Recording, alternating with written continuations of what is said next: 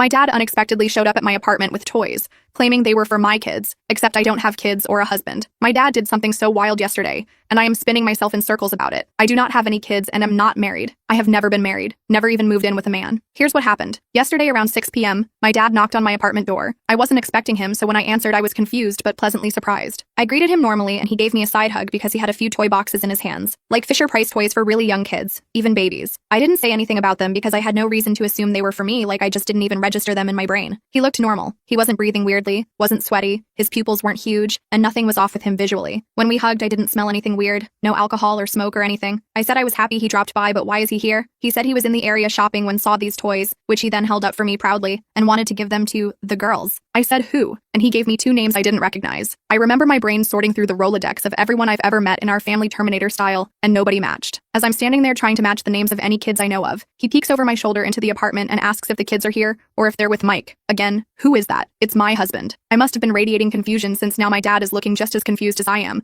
but still keeping up a good mood kind of vibe. I told him I was not married and had no kids. At first he insisted I did, and when I reiterated that, he just kind of shook his head. At this point, I'm getting concerned. Is my dad lost? Confused? Is he having some kind of breakdown? I ask my dad if he knows where he is. He starts to get frustrated quickly and confirms that yes, he knows where he is and who I am. I start to ask him questions that I've seen in movies like, do you know what time it is? Or the year? And he just gets more and more angry. He starts shouting at me right in my face, yelling, you think this is funny? And, are you trying to make me look stupid? There are bubbles of spit in the corners of his mouth. He went from 0 to 100 so fast it genuinely kind of scared me, and I just retreated a bit into my apartment. When I backed away, he took it as a personal offense and started screaming, oh, now you're scared? You're scared of me? Guess I'll just fug off then. He storms off, literally stopping his feet like a child down the hallway. I thought about chasing him, but he was so irate that I didn't think it was a smart move. The whole interaction was less than 5 minutes. I closed and locked my door and immediately started making phone calls. I called my mom, uncle, and siblings. Nobody has any idea what just happened. I did ask my mom and sister if I was the crazy one and did have children I just forgot about. They confirmed I certainly didn't. It's tomorrow morning and I haven't heard anything back. Update. I finally found my dad. My uncle took him to the hospital the night of the incident. Anyone who bet on head injury and drugs? You're correct. There was no second family. I wish there was.